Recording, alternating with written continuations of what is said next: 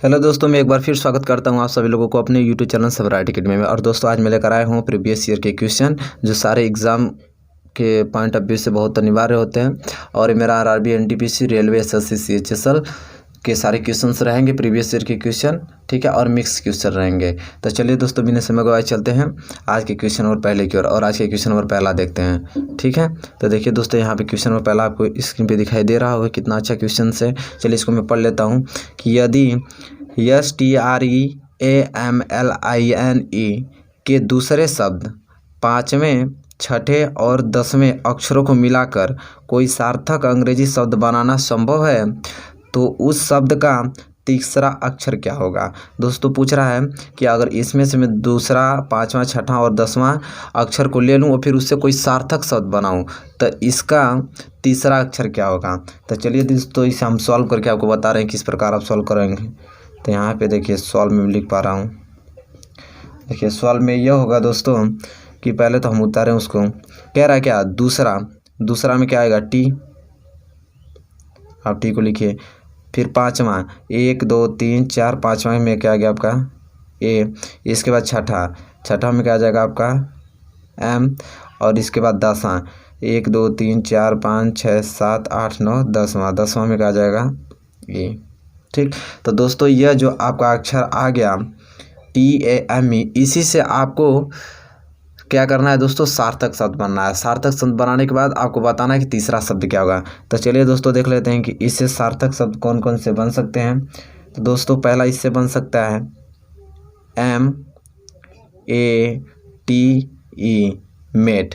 Met बन सकता है कि नहीं, पहला शब्द बन सकता है। इसके बाद मैं ये भी कह सकता हूँ MEAT, मीट भी बन सकता है। इसके बाद क्या बन सकता है आपका TEAM, टीम भी बन सकता है। मेट, मीट, टीम, ये 3 शब्द बन पाएंगे। इसके अलावा कोई शब्द दूसरा नहीं बन पाएगा दोस्तों। तो मेट हुआ आपका, फिर मीट हुआ, एक क्या हुआ, टीम हुआ। तब मेरा सार्थक शब्द बन गया। फिर इसके बाद पढ़ा कि इसका तीसरा अक्षर क्या होगा। तो 1 2 तीसरा अक्षर पे टी आ रहा है, इसके तीसरा अक्षर पे ए आ रहा है, इसके तीसरा अक्षर पे क्या आ रहा है, ए आ रहा है। मतलब तीसरे अक्षर पर कौन कौन से अक्षर आएंगे, तो ए और टी आएंगे। तो दोस्तों इस क्वेश्चन का करेक्ट आंसर क्या होगा, ऑप्शन नंबर डी इस क्वेश्चन का क्या होगा, करेक्ट आंसर होगा। तो दोस्तों इस प्रकार के क्वेश्चन को हम इस प्रकार सॉल्व करते हैं। तो चलिए दोस्तों इसी साथ बढ़ चलते हैं अगले क्वेश्चन की ओर, क्वेश्चन नंबर दूसरे की ओर।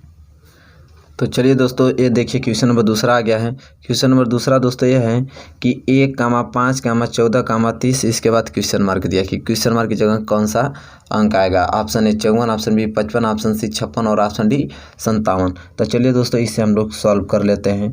देखिए किस प्रकार हम सॉल्व करेंगे दोस्तों। दिया आपका 1, इसके बाद यहाँ पे दिया है 5, यहाँ पे दिया है 14 और यहाँ पे दिया है 30 और यहाँ पे हमें क्या करना है, भरना है। तो दोस्तों सबसे पहले देखेंगे हम कि 1 से 5 किस प्रकार बना है, इसके बाद 14 किस तरह बना है, फिर 14 से आपका 30 किस तरह बना है, फिर आपको यहाँ बनाना है। सबसे पहले हम देखें दोस्तों 1 से 5 किससे बना है। तो दोस्तों अगर मैं 2 का स्क्वायर कर दूँ तो 2 का स्क्वायर और प्लस 1, तो 2 दूनी के 4, 1 5, तो 2 का स्क्वायर में अगर 1 जोड़ दूँ तो 5 आ जाएगा। इसी तरह अगर दोस्तों यहाँ पे प्लस 3 का स्क्वायर कर दूँ तो कितना आ जाएगा, 3 का स्क्वायर 9 और 9 में अगर 5 जोड़ूँ तो 9 5 14। ठीक, तो 2 की सीरीज 3 की सीरीज, इसके बाद मैं 4 का स्क्वायर कर देता हूँ तो 4 चौक को 16, 4 का स्क्वायर 16 होता है और 16 में 14 जोड़ दूँगा तो 30, मतलब ये करेक्ट है। अब यहाँ पे करना पड़ेगा तो दोस्तों में 5 का स्क्वायर करना पड़ेगा तो 50 25 और 25 में 30 जोड़ेंगे दोस्तों, हमारा आंसर जो आएगा वो क्या आएगा, 55। तो क्वेश्चन मार्क की जगह क्या आएगा दोस्तों, 55। तो ऑप्शन नंबर बी इस क्वेश्चन का करेक्ट आंसर है। तो दोस्तों इस प्रकार क्वेश्चन को हम ऐसे ही सॉल्व करते हैं। देखते हैं कि आखिर में 1 से 5 किस प्रकार बन गया, तो हम इस प्रकार बनाते हैं। ठीक है, तो दोस्तों उम्मीद करता हूँ क्वेश्चन आपको समझ में आ गया होगा। तो चलिए दोस्तों इसी साथ बढ़ चलते हैं अगले क्वेश्चन की ओर, क्वेश्चन नंबर तीसरे की ओर। तो चलिए दोस्तों देख लेते हैं क्वेश्चन नंबर तीसरा। देखिए क्वेश्चन नंबर तीसरा मोस्ट इंपॉर्टेंट क्वेश्चन है। क्वेश्चन नंबर तीसरा दोस्तों यह है कि कृष्णा उत्तर दिशा में 10 मीटर चला, पुनः बाएं मुड़कर 30 मीटर चला और अंत में बाएं मुड़कर 50 मीटर चला, तो कृष्णा अप्रारंभिक स्थान से कितनी दूरी पर है। 10 मीटर, 20 मीटर, 90 मीटर, 50 मीटर। तो चलिए दोस्तों देखते हैं इसे किस प्रकार क्वेश्चन को सॉल्व किया जाता है। कह रहा है कृष्णा उत्तर दिशा में 10 मीटर चला, तो उत्तर कहाँ होता है दोस्तों, आपका ऊपर होता है। जैसा कि दोस्तों मैं डायरेक्शन बता देता हूँ। जैसे ये डायरेक्शन होता है इसे बोलते हैं पूर्व, इसे बोलते हैं पश्चिम, इसे बोलते हैं उत्तर और इसे बोलते हैं दक्षिण, ठीक है, ये डायरेक्शन होता है। तो कह रहा है कि कृष्णा उत्तर दिशा में 10 मीटर चला। तो चलिए दोस्तों यहाँ पे हम अच्छी तरह से इसको समझते हैं। कह रहा है कि 10 मीटर चला, यहाँ से 10 मीटर चला। तो चलिए इसे मान लेते हैं ओ बिंदु, और यहाँ चला 10 मीटर, इसे मान लेते हैं ए। तो कितना मीटर चला आपका? 10 मीटर चला। 10 मीटर चल गया उत्तर दिशा, और फिर करा पुनः बाएं मुड़कर, तो बाएं मुड़ेगा इधर, पुनः बाएं मुड़कर 30 मीटर चला, पुनः बाएं मुड़कर 30 मीटर चला। चलिए इतना दूरी ले लेता हूँ, इसे मान लेता हूँ दोस्तों मैं बी। पुनः बाएं मुड़ा और कितना मीटर चला? 30 मीटर। यहाँ से दूरी कितना है? 30 मीटर। कैसे दोस्तों कहा है कि कृष्णा उत्तर और 10 मीटर चला, पुनः बाएं मुड़कर 30 मीटर चला, फिर पुनः बाएं मुड़कर, और अंत में बाएं मुड़कर 50 मीटर, मतलब नीचे बाएं मुड़कर कितना? 50 मीटर। तो चलिए दोस्तों 50 मीटर इसको चलवा लेते हैं। तो यहाँ मान लीजिए इस बिंदु का मान लेते हैं सी मान लेते हैं। तो कितना मीटर चला? 50 मीटर, ठीक है। यहाँ तक दूरी का है 50 मीटर है, ठीक। तो कह रहा है कृष्णा अप्रारंभिक स्थान से कितना? प्रारंभिक स्थान मतलब यहाँ से है, मैं थोड़ा ऊपर कर लेता हूँ, ये यहाँ तक। हाँ, कृष्णा प्रारंभिक स्थान से अब कितनी दूरी है, मतलब दूरी अब हमसे ये पूछा है दोस्तों कि प्रारंभिक स्थान से अब कितना दूरी पे है, ठीक है। तो दोस्तों चलिए एक बार क्वेश्चन को फिर ध्यान से पढ़ लेते हैं। कृष्णा उत्तर और 10 मीटर चला, पुनः बाएं मुड़कर 30 मीटर चला, फिर पुनः अंत में बाएं मुड़कर 50 मीटर चला, फिर कृष्णा अब प्रारंभिक स्थान से कितनी दूरी पे, मतलब ये दूरी ओसी दूरी पूछा हमसे। तो चलिए दोस्तों देखते हैं कि किस प्रकार इस दूरी को हम निकाल पाएंगे।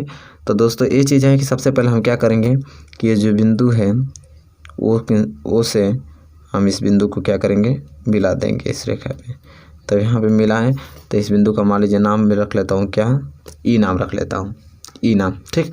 तो दोस्तों जैसा हम देख पा रहे हैं कि यह जो है यह रेखा किस रेखा के बराबर होगी? इसकी, और ये जो रेखा होगी किसकी रेखा बराबर होगी? इसकी। मतलब दोस्तों यहाँ पे तो हम देखेंगे तो हमें मालूम चलेगा कि जो ए ओ दूरी है, जो ए ओ दूरी है वो बी और ई की दूरी की क्या होगी? बराबर। ओ बी और ई की दूरी के बराबर होगा। कितना दूरी है? 10 मीटर, ठीक। इसी तरह आपका ए बी जो दूरी है, ए बी दूरी बराबर जगह किसकी? ई ओ की, मतलब ओ ई की। और कितना दूरी है इसका? 30 मीटर दूरी है। तो दोस्तों अगर हमें यह दूरी निकालना है तो हमें इतना तक कितना की दूरी चाहिए? तो दोस्तों यह दूरी भी चाहिए। तो ये दूरी कितना निकल गया? ओ और ई का। तो ई का दूरी कितना हो गया यहाँ पे? 30 मीटर। 30 मीटर दूरी आपका यह हो गया, क्योंकि ए बी के बराबर है। तो ए बी की जितना दूरी रहेगा उसी प्रकार ओ ई की दूरी रहेगा, तो 30 मीटर ये दूरी हो गया।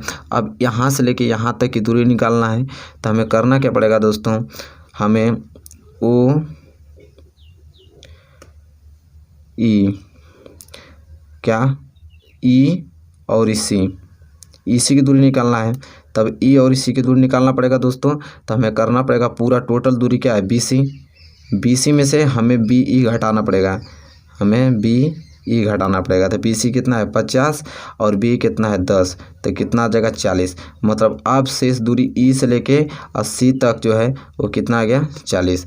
तो ये आपका 40 आ गया, 30 आ गया, और OC पूछा है। तो दोस्तों यहाँ से देखिए ट्रायंगल बन गया आपका। ये चीज़ ई जो ये है EC ये हो जाएगा आपका क्या? लंब, और ये क्या हो जाएगा आपका? आधार, और ये क्या हो जाएगा? कड़। अब हमसे कड़ की दूरी पूछा है। तो कड़ बराबर फार्मूला क्या होता है? कड़ बराबर अंडर रूट लंब स्क्वायर प्लस आधार स्क्वायर माइनस होता है, सॉरी, लंब स्क्वायर माइनस आधार स्क्वायर, ये फार्मूला होता है कड़ स्क्वायर का। कड़ स्क्वायर बराबर लंब स्क्वायर प्लस, यहाँ प्लस ही रहता है दोस्तों, कड़ स्क्वायर बराबर लंब स्क्वायर प्लस आधार स्क्वायर। तो कड़ बराबर हम निकाल पाएंगे यहाँ से दोस्तों। लंब कितना दिया हमारा? तो लंब हमारा दे दिया 40, तो 40 का स्क्वायर प्लस आधार कितना दे दिया? 30, तो 30 का स्क्वायर। तो कड़ बराबर हो जाएगा हमारा यहाँ से 4 का 16, तो 1600 और 3 का 9, तो कितना हो जाएगा? 900। तो कड़ बराबर यहाँ से हमारा निकल जाएगा 19 6 25, कितना हो जाएगा आपका? 2500, ठीक है। तो 2500 के बराबर, तो के बराबर कितना का होता है? यह 50 का वर्गमूल होता है। तो के बराबर कितना क्या? 50 मीटर। मतलब किसका दूरी? OC को तो के माने हैं कड़, तो OC की दूरी कितना गया? 50 मीटर। तो प्रारंभिक से वो अब तक कितनी दूरी पे है? प्रारंभिक बिंदु से तो 50 मीटर की दूरी पे है, ठीक है। तो दोस्तों इस प्रकार के क्वेश्चनों को हम इस प्रकार सॉल्व करते हैं। दोस्तों उम्मीद करता हूँ कि क्वेश्चन आपको समझ में आ गया होगा। तो इस प्रकार के क्वेश्चन को करते हैं, तो उम्मीद करते हैं क्वेश्चन आपको अच्छा लगा होगा। तो प्लीज़ इस क्वेश्चन पर लाइक कीजिएगा। तो चलिए दोस्तों इसी के साथ बढ़ चलते हैं अगले क्वेश्चन की ओर। चलिए दोस्तों इस क्वेश्चन को देख लेते हैं। देखिए कितना मोस्ट इंपॉर्टेंट क्वेश्चन है। तो दोस्तों इस क्वेश्चन में एक आ गया है कि 4:32 पर घड़ी की सुइयों के बीच कितना अंश का कोण बनेगा? 56 अंश, 40 अंश, 80 अंश, कि इनमें से कोई नहीं। तो चलिए दोस्तों देखते हैं इसे किस प्रकार सॉल्व करते हैं। जैसा कि दोस्तों इसका एक प्रॉपर मेथड होता है बुक वाला, तो यहाँ मैं प्रॉपर मेथड को लिख दूँ ताकि आप लोग इसे नोट कर पाएँ। इसमें मैं शॉर्ट ट्रिक से भी बताऊंगा और जो इसका फार्मूला था उसके द्वारा भी। तो फार्मूला दोस्तों ये होता है इसका कि θ1 बराबर 11/2 गुणे मिनट माइनस 30 गुणे एच मतलब घंटा, यही फार्मूला होता है दोस्तों। ठीक है, इस फार्मूला पे यह घड़ी के सुइयों के बीच कितना अंश का कोण बनता है सारा सवाल हल हो जाता है। तो θ1 बराबर दोस्तों क्या है 11/2 गुणे मिनट कितना दिया है 32 और माइनस 30 गुणे घंटा कितना दिया है 4। तो चलिए सॉल्व करेंगे। तो θ1 बराबर क्या आ जाएगा 2 से अगर मैं कटा दूँ तो 16 और 16 में 11 को गुणा करेंगे तो कितना आएगा आपका 176 माइनस 4 3 12 120। तो θ1 बराबर कितना आ जाएगा 176 में से अगर 20 घटा दूँ दोस्तों तो कितना बचेगा 56 अंश। तो θ1 की वैल्यू 56 अंश। तो देखिए दोस्तों ऑप्शन में दिया है तो ऑप्शन में 56 अंश दिया है, इसलिए ऑप्शन नंबर 1 करेक्ट आंसर होगा। अगर दोस्तों 56 अंश नहीं देता है तो हम θ2 की वैल्यू ज्ञात कर पाएंगे। तो θ2 की वैल्यू ज्ञात करने के लिए हमें करना पड़ा है 360 में से हम θ1 की वैल्यू माइनस कर देते हैं तो कितना 56 अंश कर देंगे। तो θ2 की वैल्यू क्या होता है 304 अंश। अगर ये भी ऑप्शन में दे सकता है दोस्तों, कोई जरूर नहीं कि 56 अंश ही दें, तो दोनों में से कोई दे तो आप यहाँ से चेक कर सकते हैं। θ2 की वैल्यू निकालने के लिए 360 अंश में से θ1 की वैल्यू माइनस कर देते हैं। तो ये तो आपका मेथड रहा बुक्स वाला। तो दोस्तों यहाँ पे मैं रेशियो मेथड बताता हूँ जो बहुत काफ़ी इंपॉर्टेंट मेथड होता है दोस्तों। अगर इसको याद रहेगा तो आप मिनट सेकेंड में ही आप इस क्वेश्चन को करके चले आएंगे। तो दोस्तों जैसा कि यहाँ पे देखिए रेशियो कितना का बनना है, सबसे पहले रेशियो देखते हैं। तो 4:32, तो 4 एकम 4 और 4/32 कितना का 1:8 का बन रहा है। तब जब अनुपात 1:8 का बने तो हम ट्रिक इसका कौन सा इस्तेमाल करते हैं? तो ट्रिक दोस्तों यह है मिनट माइनस आवर गुणे में 2। ठीक है, इससे तुरंत आंसर आ जाएगा। मिनट कितना दोस्तों दिया है यहाँ पे आपका 32 और माइनस घंटा कितना दिया है 4 और गुणे 2। 32 में से 4 जाएगा तो 28, 28 गुणे 2 तो 28 दूनी के 56।